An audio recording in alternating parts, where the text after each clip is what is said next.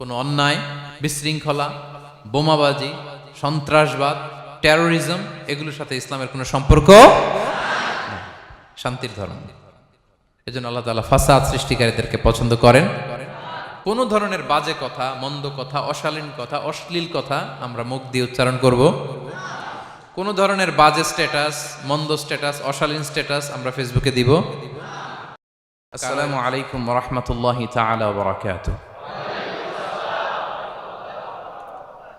نحمده ونصلي على رسوله الكريم أما بعد فأعوذ بالله من الشيطان الرجيم بسم الله الرحمن الرحيم وقاتلوا في سبيل الله الذين يقاتلونكم ولا تعتدوا إن الله لا يحب المعتدين صدق الله العظيم رب اشرح لي صدري ويسر لي أمري واحلل عقدة من لساني يفقه قولي Bangladeshi Muslim community মালয়েশিয়ার আয়োজনে university science মালয়েশিয়ার এই দেওয়ান খুলিয়ার এই থিয়েটার হল রুমে আজকে পেনাং কনফারেন্স 2023 যারা আপনারা উপস্থিত হয়েছেন তাদের সবাইকে জানাচ্ছি আন্তরিক শুভেচ্ছা এবং অভিনন্দন। আহলান ওয়া সাহলান ওয়া মারহাবান বিকুম ফি হাযাল লিকা আত-তাইয়িব আল মুবারাক। শুরুতে আমরা আল্লাহ রাব্বুল ইজ্জা ওয়াল জালালের দরবারে শুকরিয়া জ্ঞাপন করছি যে আল্লাহ রাব্বুল ইজ্জা ওয়াল জালাল আমাদেরকে একটি চমৎকার জায়গায়, চমৎকার একটি পরিবেশে কিছু দিনই কথা শুনবার জন্য একত্রিত হওয়ার সুযোগ দিয়েছেন। আমরা সবাই পড়ছি কালিমাতুশ শুকুর আলহামদুলিল্লাহ। আল্লাহ রাব্বুল ইজ্জা ওয়াল জালালের দরবারে শুকরিয়া জ্ঞাপনের পাশাপাশি আমি আজকের এই প্রোগ্রামের অর্গানাইজিং কমিটি যারা আছেন তাদেরকে আমি অন্তরের অন্তঃস্থল থেকে শুকরিয়া জানাতে চাই। বিশেষ করে আজকের এই হল রুম পাইয়ে দেওয়ার ক্ষেত্রে আমাদের এখানে ডক্টর আজিম, রাইট, মাশাআল্লাহ, ডক্টর আজিম এখানে উপস্থিত আছেন। পেনাংয়ের বিভিন্ন পর্যায়ের বাংলাদেশি প্রবাসী ব্যবসায়ী ভাইরা আছেন, তারপর এখানে ভলান্টিয়ার্স ভাইরা আছেন এবং সিকিউরিটির দায়িত্বে একটা পোশাকি বাহিনী এখানে আছেন। আমি প্রত্যেককে অন্তরের অন্তঃস্থল থেকে শুকরিয়া জানাই। এবং এই যে আমরা মাগরিবের আগে বসলাম, আমরা আমাদের নিয়ত খালেস করে নিই যে এই 1 ঘন্টা আমরা আল্লাহর জন্য ব্যয় করব, কিছু শিখবার জন্য, নিজের জীবনকে পরিবর্তন করবার জন্য। তাহলেই আমাদের এত আয়োজন, এই যে সকালে আমরা ফজরের আজানের 1 ঘন্টা আগে উঠে আমরা রওনা হয়েছি, কুয়ালালামপুর থেকে এসেছি, আপনারা অনেক দূর দূরান্ত থেকে এসেছেন। আমাদের এই আশা বসা এটা কাজে লাগবে। আমরা কামনা করি আল্লাহ তাআলা আমাদের এই আশাকে, এই বসাকে, এই একত্রিত হওয়াকে, এই কোরআনের এই মিলন মেলাকে আমাদের নাজাতের ওয়াসিলা বানাক। আমরা ইউনিভার্সিটি সায়েন্স মালয়েশিয়ার এই হলরুমে যেমনি সবাই একত্রিত হয়েছি, আল্লাহ তাআলা সেই জান্নাতুল ফেরদাউসেও যেন তার মেহমান হয়ে আমরা একত্রিত হতে পারি। আল্লাহ তাআলা আমাদেরকে তৌফিক দান করুক। সম্মানিত ভাইয়েরা, আপনারা সবাই সুস্থ আছেন তো?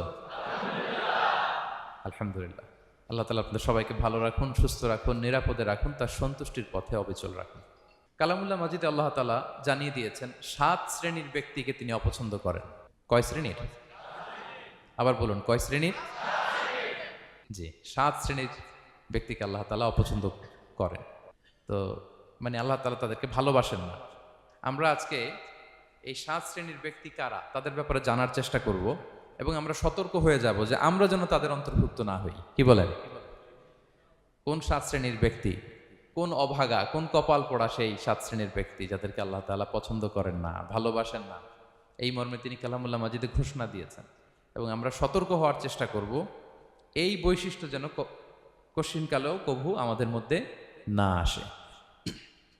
তাহলে কালামুল্লাহ মাজিদ আল্লাহ তাআলা যে জানিয়েছেন যে তিনি 7 শ্রেণীর ব্যক্তিকে পছন্দ করেন না, তার মধ্যে প্রথম শ্রেণী হচ্ছে সীমা লঙ্ঘনকারী। আরবিতে বলে আল মুআতাদুন।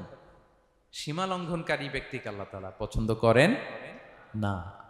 লিমিট ক্রস করলে আল্লাহ তাআলা পছন্দ করেন না। লিমিটকে কেউ যদি ওভারস্টেপ করে, ক্রস করে, আল্লাহ তাআলা পছন্দ করেন না। সীমা লঙ্ঘনকে তিনি মোটেও পছন্দ করেন না। এবং মজার ব্যাপার হচ্ছে আল্লাহ কেউ কোনো অন্যায় করলেই সাথে সাথে পাকড়াও করেন না, কেউ ভুল করলেই আযাব দেন না, কেউ নাফরমানি করলেই আযাব পাঠান না। আল্লাহ অনেক সময় দেন, অনেক সময় দেন, শুধরে যাবার অনেক টাইম সে পায়। তারপরও যখন সে লিমিট ক্রস করে তখন আল্লাহ ধরেন। আল্লাহ সব সময় ধরে না, ধরলে ছাড়ে না, ধরে ধরে ধরে না, ধরলে আল্লাহ ছাড়ে না, আল্লাহ সবসময় ধরবে না। এবং যে সমস্ত জাতিগোষ্ঠীকে এই পৃথিবীতে আল্লাহ তাআলা আযাব দিয়ে ধ্বংস করেছেন, তাদের স্টোরি যদি আমরা খেয়াল করি, আমরা দেখব যে তাদেরকে আল্লাহ অনেক সুযোগ দিয়েছেন ভালো হওয়ার, শুধরে যাওয়ার, কিন্তু তারা আল্লাহর আদেশ অমান্য করতে করতে করতে করতে যখন লিমিট ক্রস করে ফেলছে, একটা সবকিছুর একটা লিমিট থাকে, কি বলেন? We all should know all limits. আপনাকে জানতে হবে যে আপনি কতটুকু পর্যন্ত করতে পারবেন, কতটুকু আপনার সীমানা। You should know your limit. এই লিমিটটা আপনার জানতে হবে। তারা যখন লিমিট ক্রস করেছে, আল্লাহ আযাব দিয়েছে। আপনারা সামুদ জাতির নাম শুনেছেন? তাদের কাছে আল্লাহ তাআলা একজন নবী পাঠিয়েছিলেন, নাম হচ্ছে সালেহ আলাইহিস সালাম। আল্লাহ নবী সালেহ আলাইহিস সালাম, তিনি তাদেরকে দাওয়াত দিলেন যে হে আমার জাতিগোষ্ঠীর লোকেরা, এক আল্লাহর ইবাদত করো। তারা অবাধ্য হলো। তিনি সত্যের পথে আহ্বান করলেন, তারা এই কথা শুনলো না। একটার পর একটা আল্লাহর পায়গাম আসে, তারা অবাধ্য হয়, তারা অবাধ্য হয়, তারা আল্লাহ তাআলার আদেশকে মানে না। সবশেষে সামুদ গোত্র, তারা আবার খুব শক্তিশালী ছিল। তারা পাহাড় কেটে আর্কিটেকচার করে ডিজাইন করে কিভাবে আবাসন তৈরি করতে হয় পাহাড়ি এলাকায়, মাউন্টেইন এলাকায় কিভাবে আবাসন তৈরি করতে হয়, এটার ব্যাপারে এক্সপার্ট ছিল। কিন্তু তারা সালেহ আলাইহিস সালামকে বলল, সালেহ তুমি পাগল, তুমি জাদুকর, তুমি যে আল্লাহর কথা বলছো আমরা মানবো এক শর্তে, যদি এই পাহাড়ের ভেতর থেকে 10 মাস গর্ভধারিণী একটা উট যদি বের করে আনতে পারো, এমন একটা শি ক্যামেল উট যদি বের করে আনতে পারো, যেই ওটের পেটের ভেতরে একটা বাচ্চা থাকবে এবং ওটটা পাহাড় থেকে বের হয়েই বাচ্চা ভূমিষ্ঠ করবে, এরপরে ওটের দুধ যেন আমরা খেতে পারি, তুমি যদি এটা দেখাইতে পারো তাইলে বুঝবো তুমি সত্য নবী। দোয়া করলেন, আল্লাহ আমার এই জাতি সামুদ, তারা তো চেয়েছে যে পাথর ভেতর থেকে যদি একটা উট বেরোয়, ওর যদি বাচ্চা দেয় আর দুধ দেয়, তাহলে তারা তোমাকে মেনে নেবে। আল্লাহ তুমি মেহেরবানি করে এই মিরাকেল, এই মুআজিজা তুমি তাদের দেখিয়ে দাও। আল্লাহ তাআলা দোয়া কবুল করলেন। হাজার হাজার মানুষের সামনে চাক্ষুষ দিবালোকের মুহূর্তে পাথর ভেঙে একটা উট বেরিয়ে এলো বিশাল আকৃতির, এবং 10 মাস গর্ভধারিণী উট, সাথে সাথে এই উট বেরিয়ে বাচ্চা প্রসব করল, এবং সাথে সাথে এই ওলান থেকে উটের দুধ বেরোতে লাগলো। হাজার হাজার লোক এটার ওলান থেকে দুধ নিয়ে তারা তৃপ্ত হলো। আচ্ছা, এই মুহূর্তে তাদের কি করা উচিত ছিল বলেন তো? আশহাদু আল্লাহ ইলাহা ইল্লাল্লাহ ওয়া আশহাদু আন্না মুহাম্মাদুর রাসূলুল্লাহ ওয়া আশহাদু আন্না সালিহান নাবিয়্যুল্লাহ, এটা পড়া দরকার ছিল না? দরকার ছিল। কিন্তু তারা একের পর এক গোয়ার তুমি করতে করতে করতে করতে চাক্ষুষ দিনের বেলা এত বড় একটা মুআজিজা দেখার পরেও তারা অস্বীকার করলো। সাল্লাল্লাহু আলাইহি ওয়াসাল্লাম বললেন, তোমরা তোমাদের ওয়াদা পূরণ করো। তারা বলল, তুমি বড্ড বড় জাদুকর, তুমি যেন তেন জাদুকর না, তুমি পাহাড়ের ভেতরে জাদু ঢুকাই ফেলছো। কি মনে হয় তারা লিমিট ক্রস করে ফেলছে না? এবার ক্রস করছে না? তারা সীমা লঙ্ঘন করে ফেলেছে। দে ক্রসড দেয়ার লিমিট। এবার তো আর ছাড় দেয়া যায় না, কারণ আমি আপনাদের বলেছি শুরুতে যে আল্লাহ সব সময় ধরে না, কিন্তু যখন ধরে ছাড়ে না।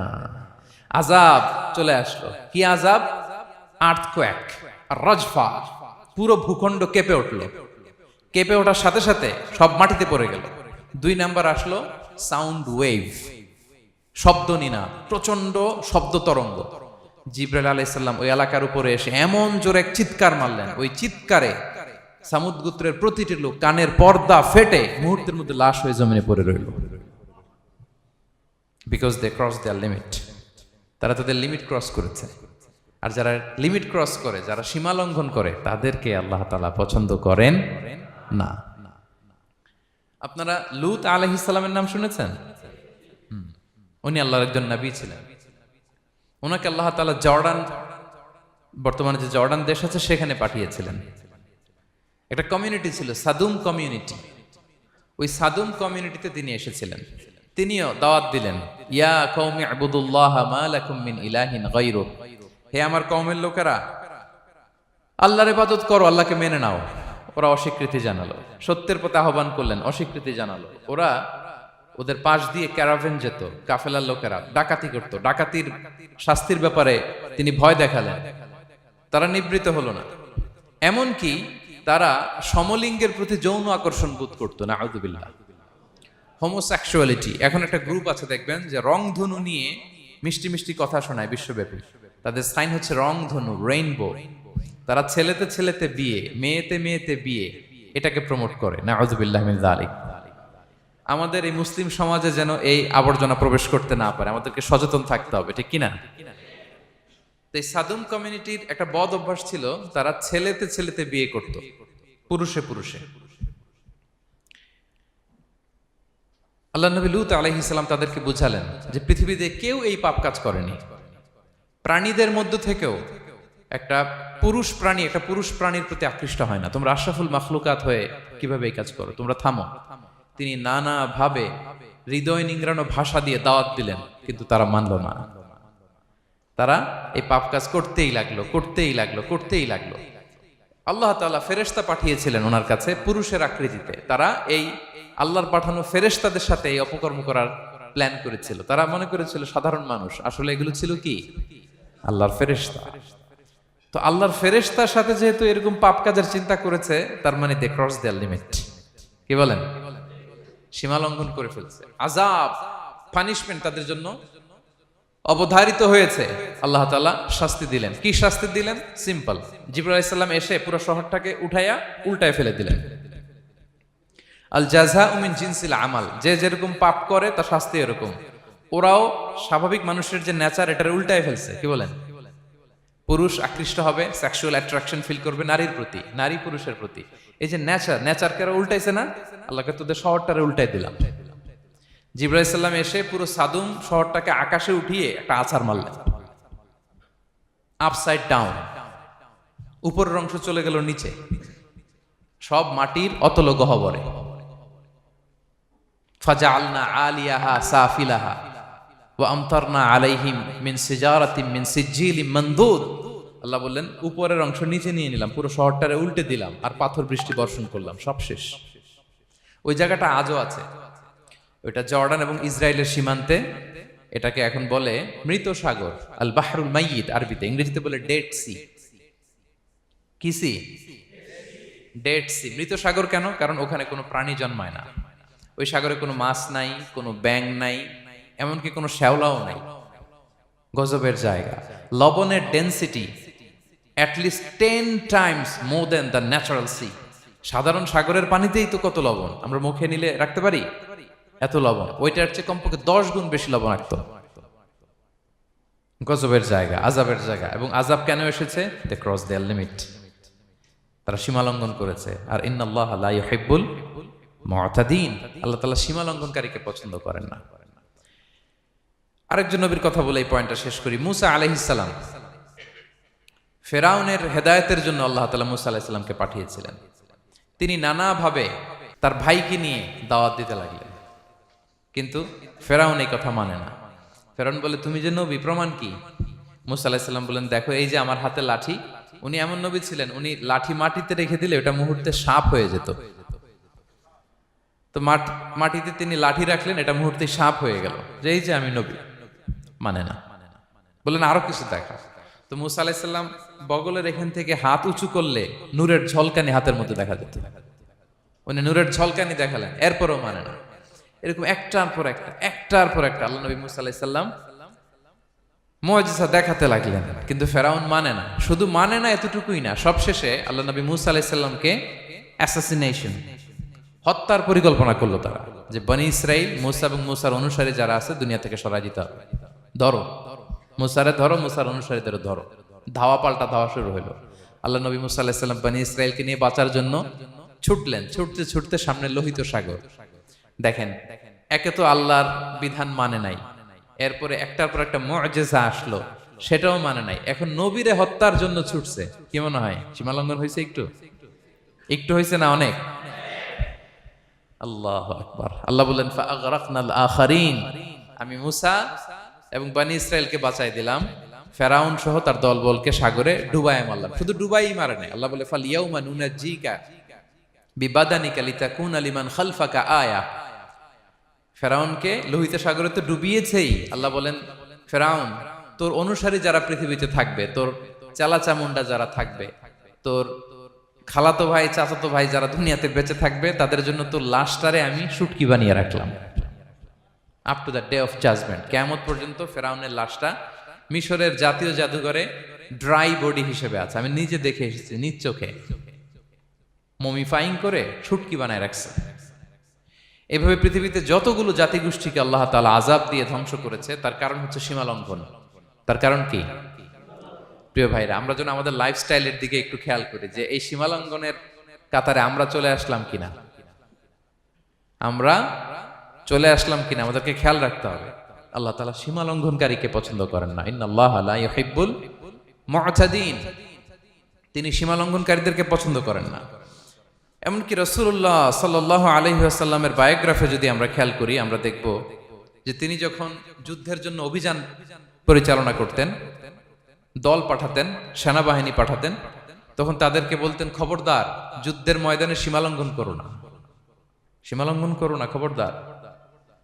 যুদ্ধে যদি কেউ হেরে যায়, বন্দীদের সাথে খারাপ আচরণ করো না। ওরা হেরে গেছে বন্দী, আপনি চাইলে তার কান কেটে দিতে পারবেন, নাক কেটে দিতে পারবেন, আকৃতি বিকৃতি করতে পারবেন না। বিষ্ণু ইসা ইসলাম বললেন, খবরদার সীমা লঙ্ঘন করো না। যেখানে যুদ্ধে গিয়েছো ওই এলাকার শিশুদেরকে মেরো না, ওই এলাকার নারীদেরকে মেরো না, ওই এলাকার পাদ্রীদের গায়ে হাত তোলো না। সন্ন্যাসীতে যারা ইবাদত করে ওদের তো দোষ নাই, সিভিলিয়ান নাগরিক, তাদের গায়ে হাত তোলো না, খবরদার। গবাদি পশুর গায়ে হাত তুলবে না, এগ্রিকালচারাল প্রোডাক্ট জ্বালিয়ে দিও না। সুবহানাল্লাহি বিহামদিহি, কি রহমতের নবী ছিলেন। সীমা লঙ্ঘন যেন না করে বিষ্ণু ইসা ইসলাম অভিযান প্রেরণের আগে তিনি স্পষ্ট বলে দিতেন, খবরদার কেউ সীমা লঙ্ঘন করবে না।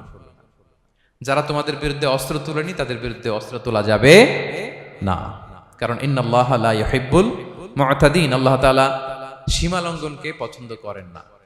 প্রিয় ভাইরা, তাহলে যে 7 শ্রেণীর ব্যক্তিকে আল্লাহ তাআলা পছন্দ করেন না, তার প্রথমটা আমরা জেনে গেলাম, তারা কারা? সীমা লঙ্ঘনকারী। আমি কিন্তু প্রায় এরকম জিজ্ঞেস করব এবং সব শেষে আপনাদেরকে নিয়ে রিভাইজ করব। তাহলে 1 নম্বরে আমরা পেলাম তারা কারা? মেহেরবানি করে সবাই বলবেন একসাথে, তারা কারা? তারা সীমা লঙ্ঘনকারী, তারা তাদের লিমিট ক্রস করে, তাদেরকে আল্লাহ তাআলা পছন্দ করে না। সো আমরা আমাদের লাইফের সাথে একটু মিলিয়ে নিই যে আমরা আমাদের কোন ক্ষেত্রে সীমা লঙ্ঘন করি কিনা একটু খেয়াল করেন। আমার যে দায়িত্ব আছে আমি কি সীমা লঙ্ঘন করি কিনা? আমার স্ত্রী আমার দায়িত্বে, তার সাথে সীমা লঙ্ঘন করি কিনা?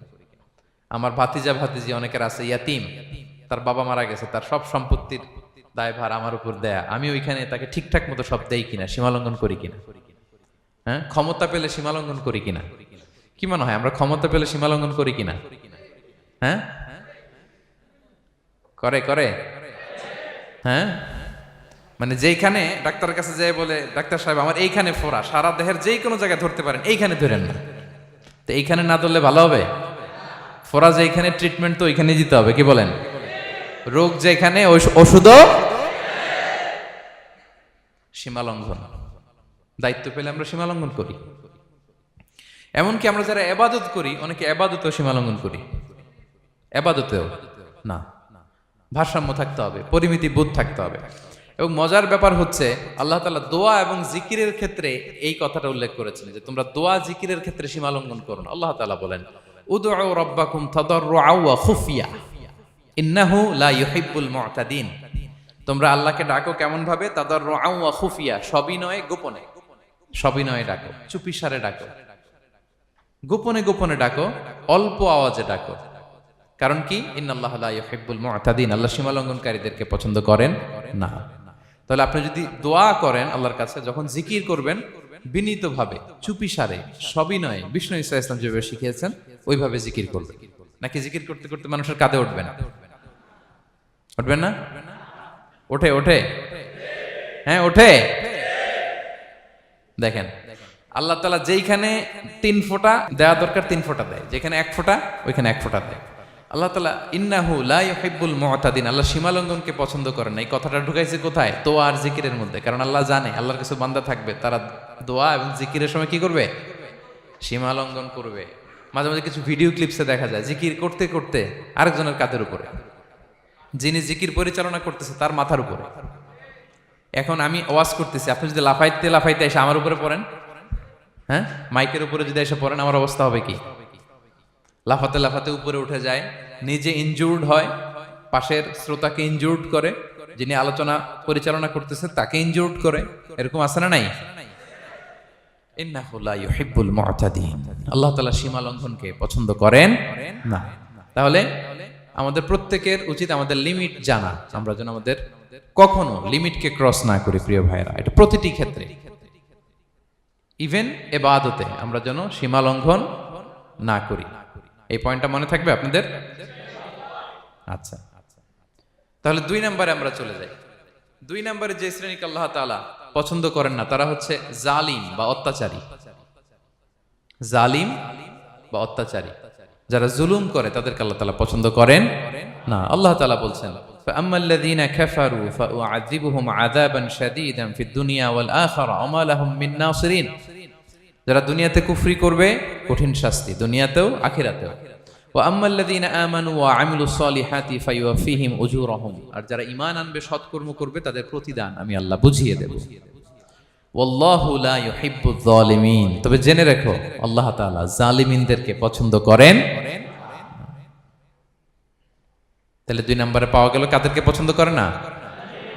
আপনি যদি কারো প্রতি জুলুম করেন তাহলে আপনি জালেম, সে হচ্ছে মাজলুম। সে কি? মাজলুম। মজলুম আপনার ক্ষমা না করলে আল্লাহ তাআলা আপনার ক্ষমা করবে না। মজলুম যদি ক্ষমা না করে আল্লাহ তাআলা কঠিন কালো আপনাকে ক্ষমা করবে না। এজন্য জুলুম যেন আমরা কখনো না করি প্রিয় ভাইরা। জুলুম শুধু আল্লাহ তাআলা আমাদের উপরই হারাম করেনি, আল্লাহ নিজের উপর হারাম করছে। জুলুম শুধু আমাদের জন্যই হারাম না, আল্লাহর জন্য হারাম। আল্লাহ তাআলা বলেন হাদিসে কুদসিতে, ইয়া ইবাদি, হে আমার বান্দারা, ইন্নী হারামতু যুলমা আলা নাফসি, আমি জুলুমকে আমি আল্লাহ নিজের উপরে হারাম করেছি। ওয়া জাআলতুহু বাইনাকুম মুহাররামা, এবং এই জুলুমকে তোমাদের উপর হারাম করেছি। ফালা তাযালামু, তোমরা একে অপরের উপর জুলুম করো না। জুলুম শুধু আমাদের উপরই হারাম না, আল্লাহ নিজের উপর হারাম করেছেন। তাহলে জুলুমের সাথে কি মুমিনের কোনো সম্পর্ক থাকতে পারে? পারে না। এবং আল্লাহ তাআলা কখনো কোনো বান্দার উপর জুলুম করেন না। ওয়া আন্নাল্লাহা লাইসা বিযাল্লামিন লিল আবিদ, তিনি তার বান্দার উপর জুলুম করেন না। কোনোভাবেই যেন জুলুম না হয়ে যায়, এজন্য আল্লাহ তাআলা কিয়ামতের দিন মাওয়াজিনাল কিসত, ন্যায়ের মানদণ্ড তিনি প্রতিষ্ঠা করবেন, যাতে একটু ভুল না হয়ে যায়, জুলুম না হয়ে যায়। আমরা মাঝে মাঝে যে দোকান থেকে বস্তায় বস্তায় চাল নিয়ে আসি না, চাল দেখা যাবে যে 1 মণ চাল হয়তো সামান্য একটু কমও হইতে পারে, সামান্য একটু বেশিও হইতে পারে, এরকম হয় না? দেখবেন যে দিছে 10 কেজি, বাসায় এসে দেখবেন যে 10 কেজির চেয়ে একটু বেশি, একটু সামান্য বেশি কয়েক গ্রাম, অথবা 10 কেজির চেয়ে সামান্য কয়েক গ্রাম কম, এরকম হয়ে যায় না? মানুষ তো আমরা, কি বলেন? কিন্তু আল্লাহর নিক্তি পাল্লায়, মিজানের পাল্লায় এরকম হবে নাকি? হবে? হবে? আল্লাহ বলে না, মাওয়াজিনাল কিসত, ন্যায়ের মানদণ্ড সেটা।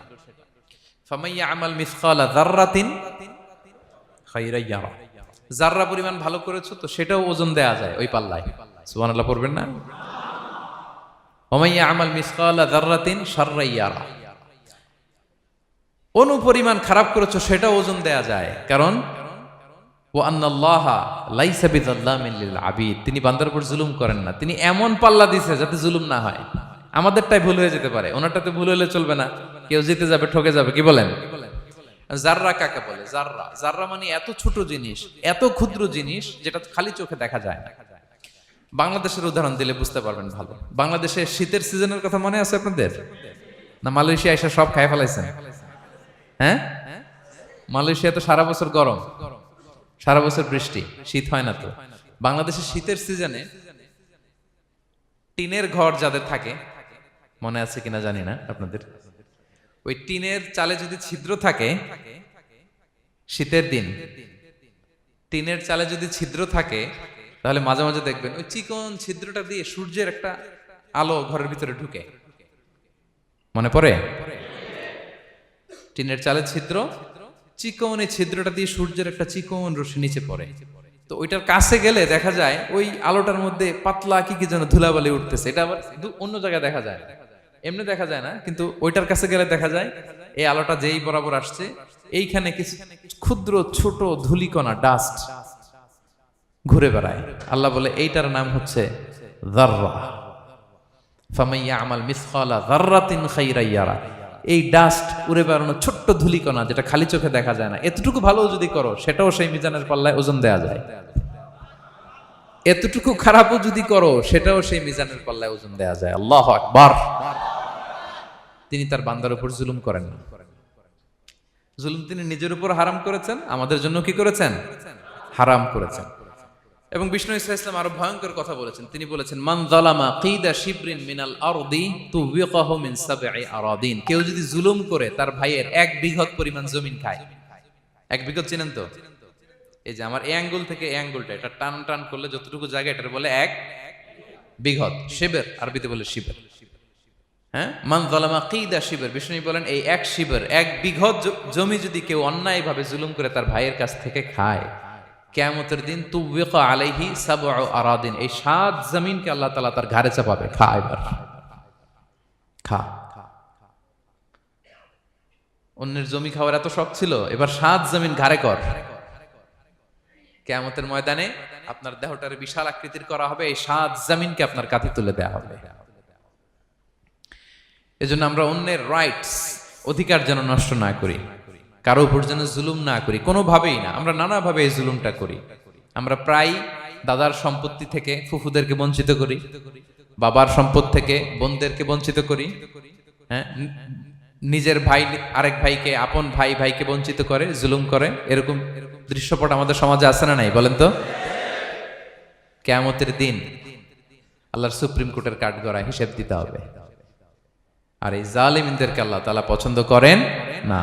এবং সবচেয়ে ভয়ঙ্কর ব্যাপার হচ্ছে, আপনি যখন কারোর উপর জুলুম করেন, ওই মাজলুম আর আল্লাহর মাঝখানে কোনো ফারাক থাকে না। আল্লাহ ওই ফারাকের পর্দা উঠায় নাই। বিষ্ণু বলেন, ইত্তাকি দাওয়াতাল মাজলুম, তোমরা মজলুমের বদদোয়াকে ভয় করো, খবরদার। কারণ ফাইন্না লাইসা বাইনাহু ওয়া বাইনাল্লাহি হিজাব, তার আর আল্লাহর মাঝে কোনো পর্দা থাকে না। দোয়া করলেই ওটা আরশে যেয়ে কবুল হয়ে যায়। আল্লাহ তাআলার চারিপাশে অনেক পর্দা আছে। কেউ কেউ বলে 70,000 নূরের পর্দা। এই 70,000টা সহিহ হাদিস দ্বারা সাব্যস্ত না, কিন্তু অসংখ্য অগণিত পর্দা, এবং পর্দাও এটা নূরের পর্দা। আচ্ছা বলেন তো, জানলা দিয়ে বাইরের আলো ঠেকাতে আমরা দেয়ালে জানালায় কি লাগাই? পর্দা লাগাই। পর্দাটা কিসের তৈরি? মোটা কাপড়ের, যাতে করে ওই আলো না আসে। কিন্তু আল্লাহর চারদিকে যে পর্দা, ওই পর্দাটা কিসের? নূরের, আলোর। ওনার পর্দাই আলো দিয়ে তৈরি। সুবহানাল্লাহ বললেন না? বিষ্ণু বলেন, ইত্তাকি দাওয়াতাল মাজলুম, মজলুমের বদদোয়াকে ভয় করো। ফাইন্না লাইসা বাইনাহা ওয়া বাইনাল্লাহি হিজাব, কেউ যখন মজলুম হয়ে কেঁদে বদদোয়া করে, তার আর আল্লাহর মাঝে ওই পর্দা থাকে না। বদদোয়া করছে, ডাইরেক্ট কবুল। খবরদার আমার পেনাঙ্গের ভাইয়েরা, আমরা যেন জালিম না হই। In it's any form, operation in it's any form, যেই কোনো ভাবে, যেই কোনো ক্ষেত্রে, যেই কোনো ধরনের হইতে পারে জুলুম। কাউকে আপনি ছোট্ট কোনো কাজে ঠকালেন, বন্টন নীতিতে ঠকালেন, হ্যাঁ, জমি মেরে দিয়ে ঠকালেন, আমানত মেরে দিয়ে ঠকালেন, ইন ইটস এনি ফর্ম যদি জুলুম করে থাকেন, খবরদার। মজলুমের কান্না কখনো বৃথা যায় না। মজলুমের কান্না কখনো বৃথা যায় না।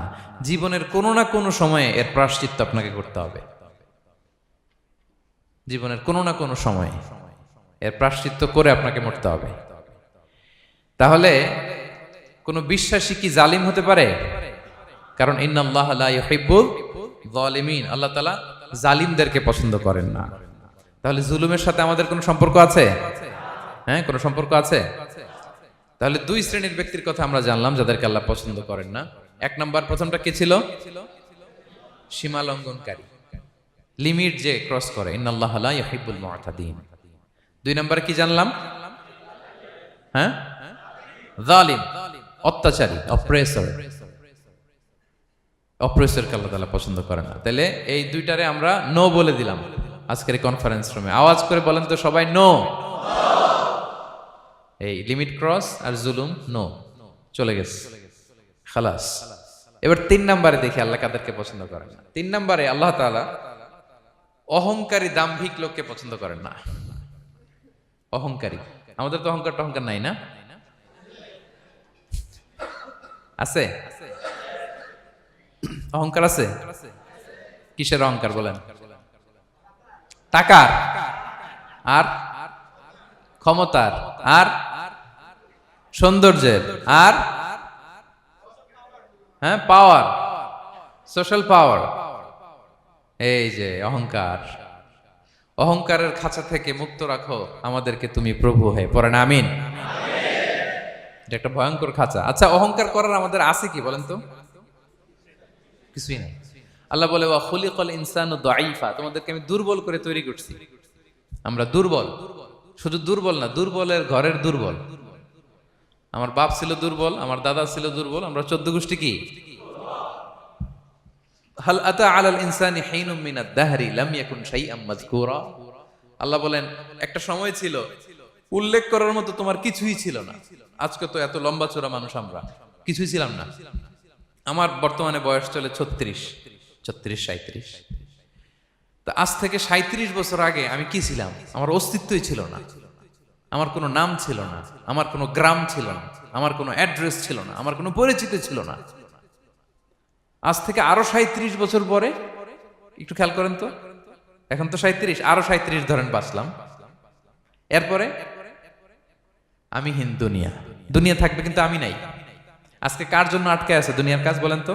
আপনার দাদার জন্য, আপনার নানার জন্য। তো আপনাকে লাগে কেন? আপনাকে লাগে? লাগে না তো আমাকে। আমি দুনিয়া, একদিন কিছুই ছিলাম না। আল্লাহ বলেন হাল আতা আলাল ইনসানি হিনুম মিনাদ দাহরি লাম ইয়াকুন শাইআম মাযকুরা। তুমি কিছু ছিলা, একটা সময় কিছুই ছিলা না, উল্লেখ করার মতো তুমি কিছুই ছিলা না। অস্তিত্বহীনের জগৎ থেকে তোমাকে আমি অস্তিত্বে আনলাম। তোমার বাবার পৃষ্ঠদেশ থেকে তোমার মায়ের গর্ভাশয়ে আমি তোমাকে ফেললাম। সেখানে আমি আল্লাহ তোমাকে একটু একটু করে তিলে তিলে বড় করলাম। 9 মাস 10 মাস পরে মায়ের পেট থেকে দুনিয়াতে তুমি আসলে। দেখেন তো দুনিয়ায় আসার পরে আমাদের অবস্থাটা কি?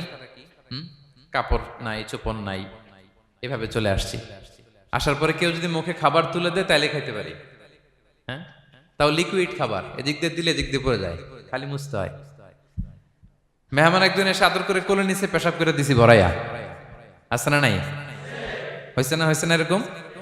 আদর করে একটা কোলে নিছেন, এখনই না ডায়াপার আসছে মিয়া। আজ থেকে 10 বছর আগে এগুলো ছিল নাকি? প্যাম্পাস ডায়াপার ছিল, এই কাঁথা টাথা নিয়ে কোলে নেওয়া লাগতো, তারপরে দিছে ওদিক দিয়ে জামা টামা ভিজে শেষ। ইভেন রাসূল সাল্লাল্লাহু আলাইহি ওয়াসাল্লামের কোলেও এরকম বাচ্চারা পেশাব করে দিছে, এরকম হাদিস আছে। আদর করে মায়েরা বাবারা আসলেই তো তার বাচ্চাকে রাসূল সাল্লাল্লাহু আলাইহি ওয়াসাল্লাম কোলে দিতেন, পেশাব করে দিতেন। তো কার কোলে উঠছে এটাও জানি না, পেশাব করে ভরাই দিচ্ছে। পেশাব পায়খানা করে সয়লাভ। লিকুইড দিলে খেতে পারি, শক্ত কিছু খেতে পারি না।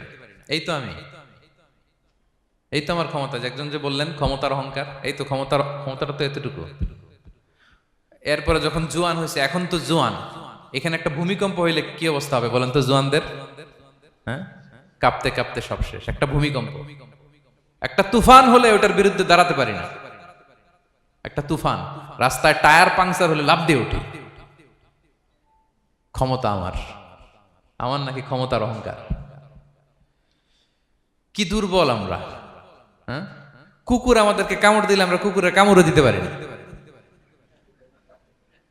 ঠিক কিনা? মশা যে কামড়া, এটা ধরতে না পারলে কিছু করতে পারি? কামড় মাইরা দিছে দৌড়। বল্লা পোকা এসে যদি কামড় দিয়ে দৌড় দিয়ে কিছু করতে পারেন? তো কিসের কিসের ক্ষমতা আপনার? এরপর আবার যদি 70-80 বছর হায়াত পাই, আবার আগের মতো যেখানে বসি ওইখানেই ডাইরেক্ট, আছে না নাই? বয়স যখন 80 হয়ে যায় আর থাকে শরীরের কন্ট্রোল, আবার যেখানে বসে ওইখানেই পেশাব পায়খানা। খাবার দিলে খাইতে পারি, পিঠটা বাঁকা হয়ে কুজু হয়ে গেছে, এর নাকি আবার অহংকার? সাজে অহংকার, সাজে অহংকার, সাজে একজনের। আওয়াজ করে বলতে হবে তিনি কে? 3 নম্বরে অহংকার, দাম্ভিককে আল্লাহ পছন্দ করেন না প্রিয় ভাইরা। আল্লাহ বলেন কারুনের ঘটনাকে আল্লাহ এখানে এনেছেন। আল্লাহ বলেন ইন্না কারুনা কানা মিন কওমি মূসা। কারুন ছিল মুসা আলাইহিস সালামের কওমের লোক, মুসা আলাইহিস সালামের কাজিন ছিল মূলত। কারুন নামে একজন সম্পদশালী ছিল। মিশরের রাজধানী কায়রো থেকে 100 কিলো দূরে ফাইয়ুম নামে একটা জেলা আছে, ওখানে তার বাড়ি ঘর। আমি দেখে এসেছি, কয়েকবার গিয়েছে। তো ফাবাগা আলাইহিম, সে মানুষের উপর চড়াও হলো।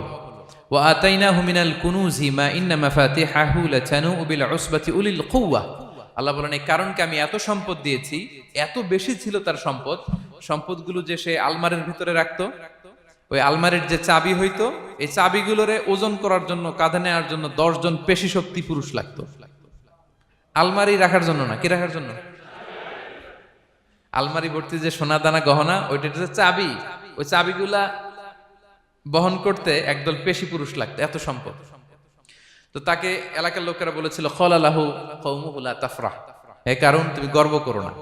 কারণ তাকে বলছিল মুসা আলাইহিস সালাম যাকাত দাও, সে বলতেছে আমি যাকাত দিব কেন, এই সম্পদ তো আমার। ইন্নামা উতিতুহু আলা ইলমিন ইনদি, আমি আমার বুদ্ধি খাটায় এই সম্পদ কামাইছি, আমার সম্পদ আমি খাবো, আমি যাকাত দিব কেন। আল্লাহ বলেন ইন্নাল্লাহা লা ইউহিব্বুল ফারিহিন, কারণ তুমি অহংকার করলে আমি আল্লাহ অহংকারকে বরদাস্ত করি না, অহংকারীদেরকে আমি আল্লাহ পছন্দ করি না। আমি অহংকারকে পছন্দ করি না, অহংকারকে আল্লাহ তাআলা পছন্দ করেন না। কি হয়েছিল কারণের নসিবে? আল্লাহ বলেন ফাখাসাফনা বিহি ওয়া বিদারিহিল আরদ ফামা কানা লাহু মিন ফিআতি ইয়ানসুরুনাহু মিন দুনিল্লাহ ওয়া মা কানা মিনাল মুনতাসিরিন। আল্লাহ বলেন সে যখন অহংকার দেখালো, আমি কারুনকে আর কারুনের সব সম্পদ মাটির ভেতরে দাবিয়ে দিলাম, মুহূর্তেই দাবিয়ে দিলাম। সহিহ বুখারীতে এসেছে ইয়াতাজালজালু ফিল আরদ, প্রতিদিন এক বিঘত করে কারুন জমিনের ভিতরে যেতেই থাকবে, যেতেই থাকবে, যেতেই থাকবে কিয়ামতের আগ পর্যন্ত। আল্লাহু আকবার। কারণ অহংকার করেছিল। আল্লাহ বলে আমি অহংকারীদের পছন্দ করি না। সূরা লোকমানে আল্লাহ বললেন ওয়ালা তুসাইর খাদ্দাকা লিন্নাস, মানুষ থেকে মুখ ফিরিও না। ওয়ালা তামশি ফিল আরদা মারাহা, জমিনে অহংকার ভরে হেঁটো না। ইন্নাল্লাহা লা ইউহিব্বু কুল্লা মুখতালিন ফাখুর, আল্লাহ তাআলা অহংকারীদেরকে, দাম্ভিকদেরকে পছন্দ করেন না। এই যে আমি বলছি যে 7 শ্রেণীর লোককে আল্লাহ পছন্দ করেন না, এটা আমার মন গড়া বানানো কথা। প্রতিটি কথার পেছনে কোরআনের যুক্তি আছে। কোরআনে আল্লাহ তাআলা বলছেন আল্লাহ অহংকারীদেরকে পছন্দ করেন না। ইংরেজিতে কি বলে? ইগো আছে আমাদের, হ্যাঁ ইগো, এটা ছেড়ে ফেলতে হবে, অহংকার করা যাবে না। আমার প্রিয় ভাইয়েরা একটু মনোযোগী হন, এই আয়াতের তাফসীরটা একটু সংক্ষেপে বুঝিয়ে দেই। আল্লাহ তাআলা বলছেন ইন্নাল্লাহা লা ইউহিব্বু কুল্লা মুখতালিন ফাখুর, আল্লাহ কোন মুখতাল আর ফাখুরকে পছন্দ করেন না।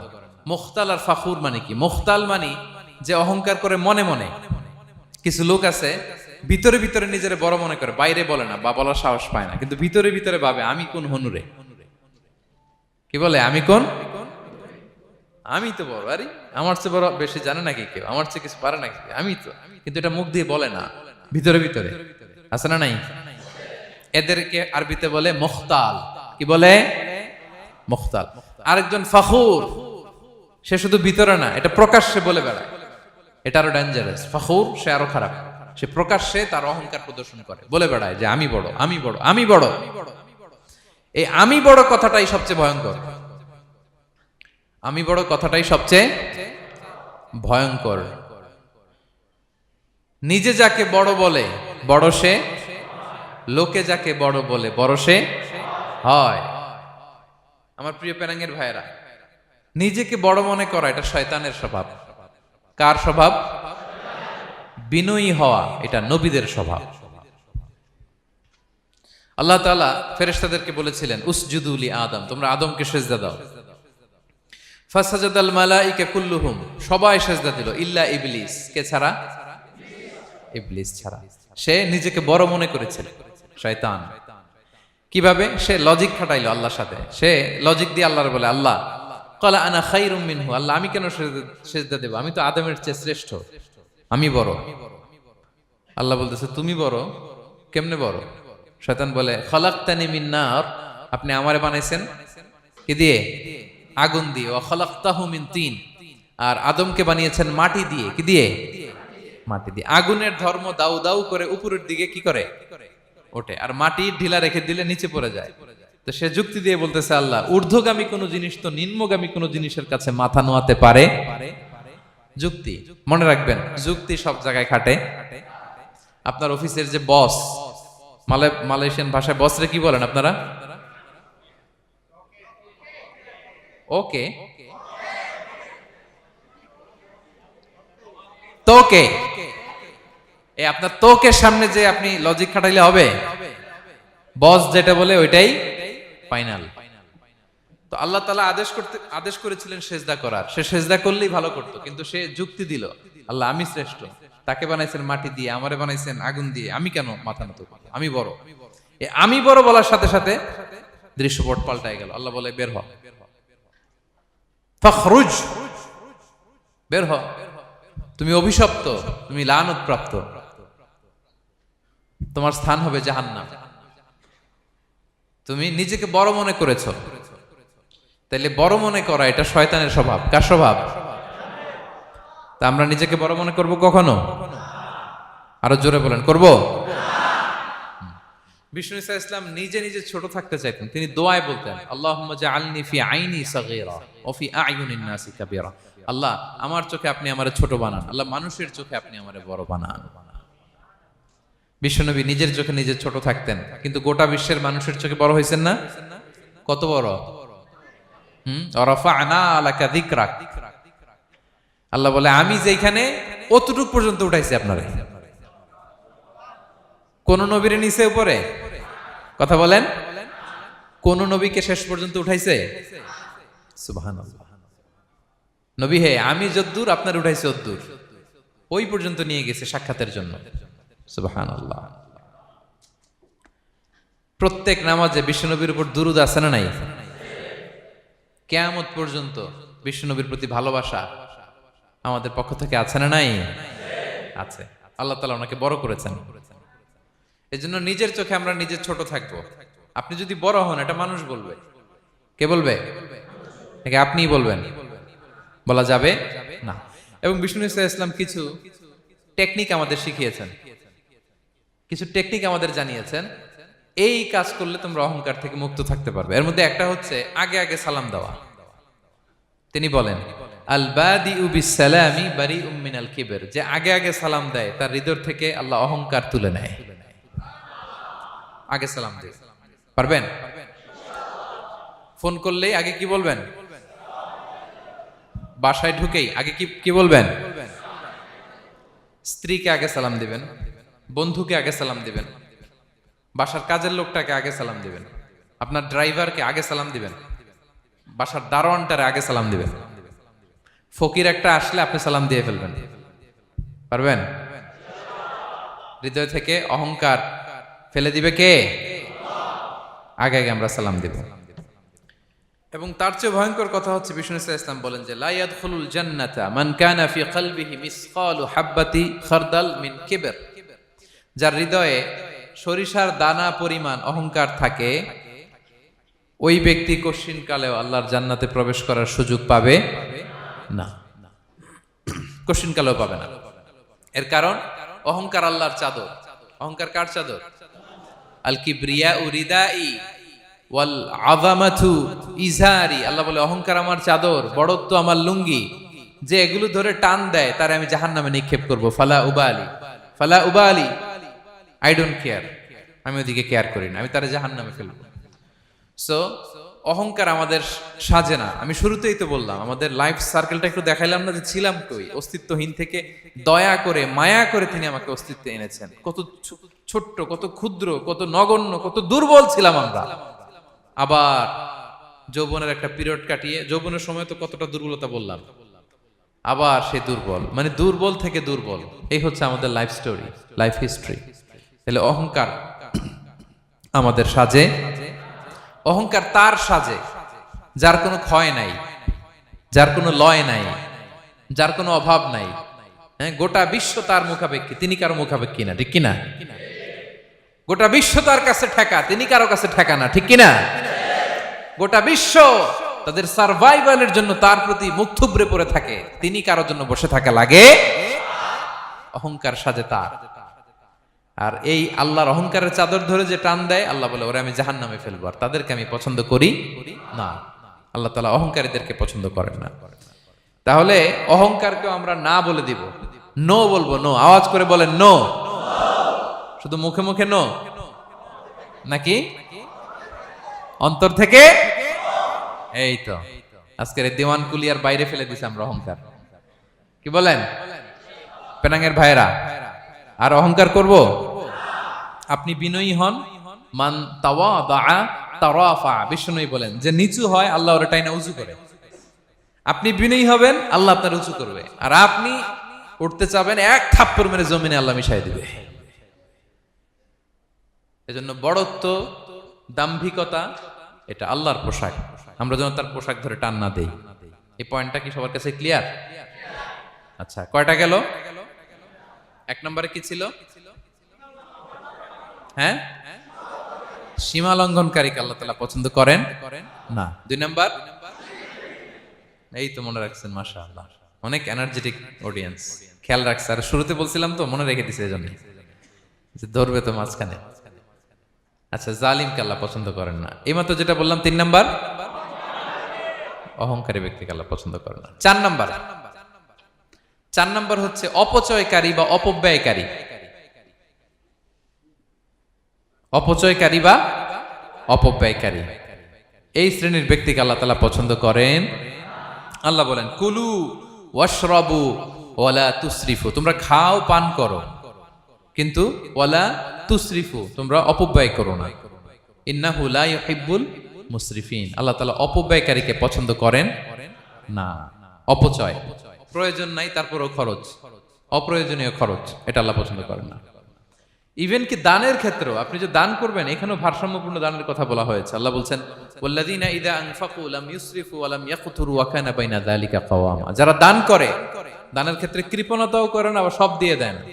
যেমন আপনার ছেলের স্কুলের বেতন দিতে হবে, ফ্যামিলির খরচ আছে, এটা আছে সেটা আছে, কিন্তু আপনি বেতনে সব দিয়ে দিলেন একজনকে, তো আপনি চলবেন কেমনে? দেয়া যাবে না, ভারসাম্যপূর্ণ হয় নাই।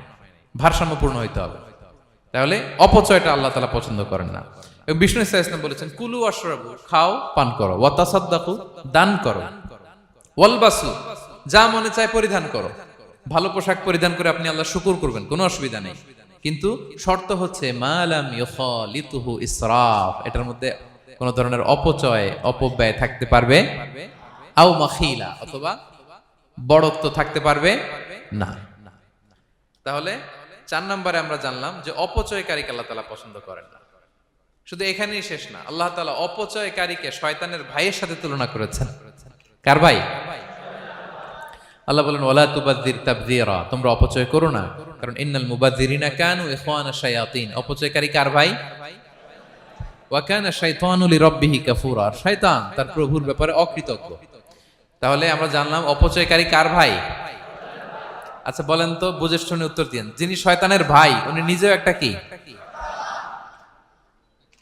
বলে ফেলছেন আপনারাই, আমি আর কি বলবো। যারা আল্লাহ শয়তানের ভাই বানাইছে, ও নিজেও একটা কি? তাহলে এটা যেন আমরা না করি। আমরা যেন পরিমিতি বোধ যেন আমাদের ব্যয়ের ভেতরে থাকে। এই আয়াতগুলোতে আমরা দুইটা শব্দ পাই, একটা ইসরাফ আর একটা তাবযীর। ইন্নাল্লাহা লা ইউহিব্বুল মুসরিফিন, আর জায়গা ওয়ালা তুবাযযির তাবযীরা। দুটোই হারাম পেনাঙ্গের ভাইয়েরা। পার্থক্যটা কি? পার্থক্য হচ্ছে, ইসরাফ মানে হচ্ছে বৈধ বা হালাল কোনো ক্ষেত্রে প্রয়োজনাতিরিক্ত ব্যয় করা। হালাল হালাল, কিন্তু আপনি অতিরিক্ত খরচ করছেন। বাসায় আম লাগবে 2 কেজি, কয় কেজি? 2 কেজি হলে সুন্দর খাওয়া যায়, নিয়ে আসছেন 10 কেজি, কয় কেজি? 3 দিন পরে এগুলো পচে টচে নষ্ট হয়েছে, অপচয় হয়েছে না? কিন্তু আম কিনা হালাল না হারাম? আম খাওয়া হালাল না হারাম? তাহলে এই যে হালাল জিনিসে প্রয়োজনাতিরিক্ত যে খরচ করছেন, এটাকে বলে ইসরাফ, এটা নিষেধ। আরেকটা আল্লাহ যেটা আরো ভয়ঙ্কর, শয়তানের ভাই বানাইছে আল্লাহ যে কারণে, ওটার বলে তাবযীর। ওটা কি? তাবযীর হচ্ছে অবৈধ বা হারাম কোনো ক্ষেত্রে প্রয়োজনাতিরিক্ত ব্যয় করা। এমনি কাজটা হারাম। এমনি কাজটা কি? বলেন তো, মদ খাওয়া কি? এখন ট্রাক ভর্তি করে মদ নিয়ে আসছেন। নাচানাচির অনুষ্ঠানে ফান্ডিং করা কি? অশ্লীলতা, নৃত্য প্রদর্শনের একটা প্রোগ্রাম হবে নারীদের, এটাতে ফান্ডিং করাটা কি? হারাম। এখানে আপনি হাত খুলে দান করছেন, এটার বলে তাবযীর।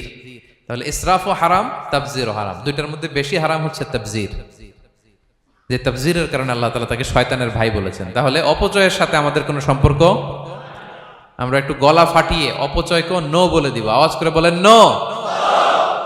আজকে থেকে আর কোনো অপচয় নাই, আজকে থেকে অপচয় নাই। বিশ্বনবী সাল্লাল্লাহু আলাইহি ওয়াসাল্লাম একবার আম্মাজান আয়েশা রাদিয়াল্লাহু তাআলা আনহার ঘরে ঢুকলেন। ফাওয়াজাদা কিসরাতা খুবজিন মুলকাতিন আলাল আরদ, আম্মাজান আয়েশার ঘরে ঢুকেই দেখলেন এক টুকরো রুটি মাটিতে পড়ে আছে। কোথায় পড়ে আছে? ফাগাদিবান নবী, নবী সাল্লাল্লাহু আলাইহি ওয়াসাল্লাম রেগে গেলেন, তিনি রাগান্বিত হলেন, প্রচন্ড রেগে গেলেন। রেগে আম্মাজান আয়েশাকে বললেন, আয়েশা, এই যে আল্লাহর রিজকে তুমি নষ্ট করছো, আল্লাহর রিজিকের মূল্যায়ন করতে শেখো আয়েশা। কোনো ঘরে যদি আল্লাহর রিজিক আসে আর ওই রিজিককে যদি মূল্যায়ন করা না হয়, তাহলে সেই রিজিক আর এই ঘরে আসে না। কারণ এই রুটিটা খেয়েই তো তুমি বেঁচেছিলা, ঠিক কিনা? আজকে আমরা যেই রুটিটা, যেই ভাতগুলো ফেলে দিয়ে ডাস্টবিনে, এতটুকু খাইলে আমার কাশ্মীরের ভাইরা বেঁচে যাবে, এতটুকু পাইলেই আমার ফিলিস্তিনের ভাইরা বেঁচে যায়, এতটুকু পেলেই ওই ডাস্টবিনে মারামারি করে যারা খাবার খোঁজে ওরা বেঁচে যায়, ঠিক কিনা? এজন্য বিষ্ণু ইসলাম রেগে গেলেন। বিষ্ণু সবসময় রাখতেন না, রেগে বললেন, আয়েশা, আল্লাহর নেয়ামতের কদর করো। তোমার ঘরে রিজিক আসলে ওটার যদি মর্যাদা না দাও, এই রিজিক তোমার ঘরে আর ঢুকবে না। নট নেসেসারি শুধু খাবারের ক্ষেত্রে, যে কোনো ক্ষেত্রে অপচয় যেন না হয়, অপব্যয় যেন না হয়। আমরা অনেক সময় করে ফেলি, খেতে বসলে অনেক খাবার নিয়ে ফেলি, অর্ডার করতে গেলে দোকানে অনেক অর্ডার করে ফেলি, রেস্টুরেন্টে, কিন্তু এই খাবারগুলো নষ্ট করা যাবে না। ডাস্টবিনে যেন না যায় আপনার কারণে। আপনি কি করবেন? লেফট ওভার ফুড সাথে করে বঙ্গুজে নিয়ে আসবেন। আপনারা তো বঙ্গুজ বলেন নাকি? পেনাঙ্গে কি বলে? বঙ্কুজ। হ্যাঁ, টেক অ্যাওয়ে বা বঙ্কুজ বললে ওরা বঙ্কুজ দিবে, নিয়ে আসবেন, বাসায় এনে রাতে খাবেন, তারপরের দিন খাবেন, অথবা কাউকে দিয়ে দিবেন, কিন্তু খাবার নষ্ট করা চলবে। কারণ ইন্নাল্লাহা লা ইউহিব্বুল মুসরিফিন, আল্লাহ তাআলা অপচয়কারীকে পছন্দ করেন। কথাটা কি বুঝতে পেরেছেন সবাই? আচ্ছা, কয়টা গেল? আর বাকি রইল কয়টা? 5 নাম্বার, খেয়ানতকারী। আমানতের খেয়ানত যে করে, বা বিশ্বাসঘাতক, আমানতের খেয়ানত যে করে। অনেক লম্বা কথা, আমি যেহেতু সময় কম শেষ করে দিচ্ছি। ইন্নাল্লাহা লা ইউহিব্বুল খাইনিন, আল্লাহ তাআলা খেয়ানতকারীকে পছন্দ করেন। বিশ্বাসঘাতকতা যে করে, আল্লাহর কথা বাদ দেন, আমাদের সমাজে বলেন, কেউ যদি বিশ্বাসঘাতকতা করে আমরা পছন্দ করব? না, তাকে কেউ পছন্দ করে না। ইন্নাল্লাহা লা ইউহিব্বু মান কানা খাওয়ানান আসিমা, পাপী খেয়ানতকারীকে আল্লাহ পছন্দ করেন না। এবং মুনাফিকের আলামত রাসূল সাল্লাল্লাহু আলাইহি ওয়াসাল্লাম বলেছেন, কি দেখে মুনাফিক চিনবা? তিনি বলেছেন 3 জিনিস দেখে মুনাফিক চিনবা। 1, ইদা হাদ্দাসা কাযাবা, মুনাফিক কথা বললে মিথ্যা বলে। কথা বললে কি করে?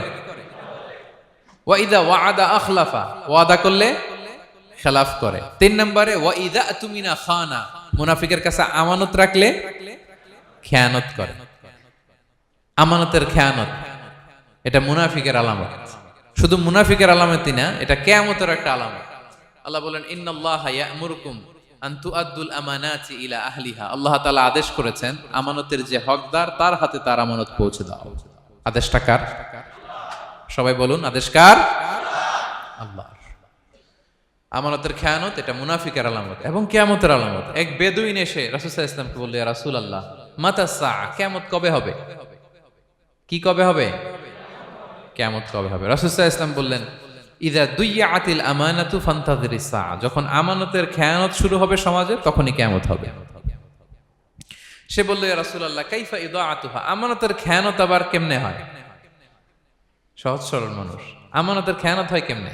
বিষ্ণু বললেন, ইদা উসিদাল আমরু ইলা গায়রি আহলিহি ফান্তাযিরিস সাআ, যে লোক যেই কাজের যোগ্য নয় তাকে যখন সেই কাজে বসিয়ে দেয়া হবে, তখনই কিয়ামত হয়ে যাবে।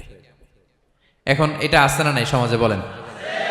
হ্যাঁ, যে যেই কাজের যোগ্য না সেই কাজ সে পায় না। সবাই বলেন তো, যে যেই চেয়ারে বসার যোগ্যতা রাখে না, ওই চেয়ারে সে বসে কি বসে না? নেতা হওয়ার যোগ্যতা নাই, নেতা হয়ে গেছে। পদের যোগ্যতা নাই, পদ পেয়ে গেছে। চাকরির যোগ্যতা নাই, ওই যে উপর থেকে ফোন আসছে, ফোনের ঠেলায় চাকরি হয়ে গেছে। দেশেরও 12টা বেজে গেছে। এইভাবেই আমানতের খেয়ানত হয়। প্রিয় ভাইরা, আমানত ব্যাপারটা অনেক বড়। অনেকে মনে করে, আপনারা কি বোরিং হয়ে যাচ্ছেন? আর অল্প, আর ম্যাক্সিমাম 10 মিনিট। প্রিয় ভাইরা, আমানত এই ব্যাপারটা অনেক বড়। অনেকে মনে করে, একজন আমার কাছে একটা মোবাইল রেখে গেছে, বলছে, ভাই এই মোবাইলটা আগামী সপ্তাহে এসে নিয়ে যাব। তো অনেকে মনে এইটাই শুধু আমানত, অনেকে ভাবে। বা 10,000 রিঙ্গিট রেখে বলল, 3 দিন পরে এসে আমি টাকাটা তোমার কাছ থেকে নিব। তো আপনি দিয়ে দিলেন, এটা তো আমানতদার হলেনই। কিন্তু শুধু এতটুকু আমানত নয় প্রিয় ভাইয়েরা আমার। আল্লাহ তাআলা আমাদেরকে যা দান করেছেন তার সবই আমানত, সবকিছুই আমানত। এই যে আমাকে আল্লাহ জ্ঞান দিয়েছেন, এই জ্ঞানটা আমানত। যাদেরকে আল্লাহ পরিচিতি দিয়েছেন, পরিচিতি এটা আমানত। আমার অর্থ, আমার সন্তান, আমার ক্ষমতা, আল্লাহর দেয়া প্রতিটি নিয়ামতই আমানত। এবং এই আমানতের ব্যাপারে আল্লাহ তাআলা জিজ্ঞেস করবেন। আপনি একটা প্রতিষ্ঠানের প্রধান, এই প্রতিষ্ঠান আপনার কাছে আমানত। আপনি মসজিদের সভাপতি, এই মসজিদ আপনার কাছে আমানত। আপনি চেয়ারম্যান, এই ইউনিয়ন পরিষদটা আপনার কাছে আমানত। কি বলেন? আপনি MP, member of the parliament, এই নির্বাচনী এলাকাটা আপনার কাছে আমানত। আপনি রাষ্ট্রপ্রধান, পুরো রাষ্ট্রের প্রতিটি ইঞ্চি আপনার কাছে কি? এই আমানতের খেয়ানত যখন হবে, বিষ্ণু বললেন তখনই কিয়ামতের অপেক্ষা করো, ফান্তাযিরিস সাআহ, কিয়ামত হয়ে যাবে। তাহলে খেয়ানতকারীকে আল্লাহ তাআলা পছন্দ করেন না, আমানতের খেয়ানতকে পছন্দ করেন। আর আমানত এটা ব্যাপক বিষয়। আমার জ্ঞান, আমার ক্ষমতা, আমার পরিচিতি, আমার সন্তান, আমার স্ত্রী, সবকিছু আমানত। এবং এগুলোর ব্যাপারে আল্লাহ তাআলা আমাদেরকে জিজ্ঞেস করবেন। কয়টা গেল? তাহলে খেয়ানতকে আমরা নো বলে দিব। আওয়াজ করে বলেন নো। একটা সাথে আমাদের সম্পর্ক নেই। 6 নম্বরে হচ্ছে ফাসাদ সৃষ্টিকারী, বিশৃঙ্খলা সৃষ্টিকারী। সমাজে যারা বিশৃঙ্খলা সৃষ্টি করে তাদেরকে আল্লাহ পছন্দ করেন না। আল্লাহ বলেন ইন্নাল্লাহা লা ইউহিব্বুল মুফসিদিন। আল্লাহ তাআলা ফাসাদ সৃষ্টিকারীদেরকে কখনো পছন্দ করেন না। সমাজে নানাভাবে, সামাজিকভাবে ফাসাদ, রাজনৈতিকভাবে ফাসাদ, অর্থনৈতিকভাবে ফাসাদ, এই যত ফাসাদ বিশৃঙ্খলা আছে এগুলোর হোতা যারা, তাদেরকে আল্লাহ পছন্দ করে না। নানাভাবে দেখবেন যে সমাজে অনেকে ফাসাদ সৃষ্টি করে। আমাদের বাংলাদেশে কিছুদিন আগে কাঁচামরিচের দাম বেড়ে গেছে না? কেমনে বাড়লো? নিশ্চয়ই কেউ সিন্ডিকেট করছে, নিশ্চয়ই কেউ মজুদদারি করছে, নিশ্চয়ই এখানে কেউ ফাসাদ তৈরি করছে, ঠিক কিনা? প্রতিটি সেক্টরে আপনি খুঁজে দেখবেন ফাসাদ, হ্যাঁ, মারামারি, বিশৃঙ্খলা, ফাসাদ। এই কিছুদিন আগে এক নির্বাচনের প্রার্থীকে ধরে পিটাইছে, সবাই দেখলাম আমরা, তাই না? এটা ফাসাদ হয়েছে না? বিশৃঙ্খলা হয়েছে না?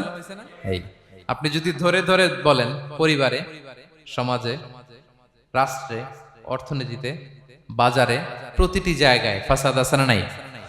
আল্লাহ তাআলা বলেন ইন্নাল্লাহা লা ইউহিব্বুল মুফসিদিন। এই ফাসাদ সৃষ্টিকারীকে আল্লাহ তাআলা পছন্দ করে না। মদিনাতে এই যে টিকিটের দাম, সুন্দর কথা বলছেন, টিকিটের দাম বাড়ায় যারা দেয়, সেম গোস টু দেম, তাদেরও একই কথা, ফাসাদ সৃষ্টিকারী আর মুফসিদুন। এই যে আমাদের হাজিদের এত টাকা লাগে কেন? 50,000 টাকার টিকিট হয়ে গেছে কয় লাখ? 2 লাখ, কয় 1 লাখ। হজে যারা গেছে 1,95,000 টাকা করে পড়ছে একজনের টিকিট। কিয়ামতের দিন আল্লাহর সুপ্রিম কোর্টের কাঠগড়ায় তোমাকে দাঁড়াতে হবে,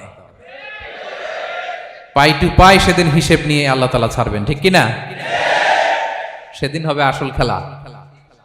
এখন তো আমরা মাইক পেলেই বলি খেলা হবে, কিন্তু আসল খেলা কবে? লক্ষ লক্ষ কোটি মানুষের সামনে আল্লাহ তাআলা আপনার এই গোমর ফাঁস করে দিবেন। আল্লাহ তাআলা আপনাকে অপমানিত করে ছাড়বেন। তাই কোনো ফাসাদের সাথে, বিশৃঙ্খলার সাথে মুমিনের কোনো সম্পর্ক থাকতে পারে না। মদিনায় মুনাফিকেরা এই ফাসাদ তৈরি করত। যখন তাদেরকে বলা হতো তোমরা ফাসাদ করো কেন, ওয়া ইযা কিলা লাহুম লা তুফসিদু ফিল আরদ ক্বালু ইন্নামা নাহনু মুসলিহুন। তারা বলল আরে ফাসাদ কি, আমরাই তো ভালো মানুষ, আমরাই তো ভালো মানুষ, আমরাই তো ভালো কাজ করি। আল্লাহ বলে না, আলা ইন্নাহুম হুমুল মুফসিদুনা ওয়ালাকিন লা ইয়াশউরুন।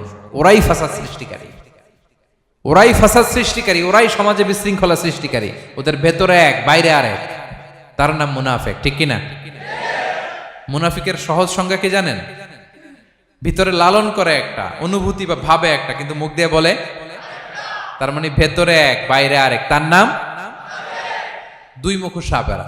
এদিকে যায় বলে আপনার লগে আছে, আপনি খুব ভালো, ওদিকে যায় বলে আরে না না উনি কি, উনি তো খুব খারাপ মানুষ, আপনি অনেক সবচেয়ে ভালো, আমি আপনার সাথে আছি। এরকম ডাকাইতে আছে না নাই? দুমুখো সাপ, ডাবল স্ট্যান্ডার্ড, নেহি এদার নেহি ওদার, দারমিয়ান মে সাদার বাদার, ডানেও না বায়েও না, মাঝখানে সদর বদর। বুঝেন? দুই নৌকার মধ্যে 2 পা দিছিলেন কখনো? কয় দিছি? অবস্থা কি হয়েছিল তোমার বলো? হ্যাঁ, পয়রা গেছিল? পড়বে। দুই নৌকায় দুই পা দেওয়া যায় না, হয় এই পা এদিকে নিয়ে আসতে হবে না ওদিকে চলে যেতে হবে, দুই পা দিলে এই উল্টায় পড়বে।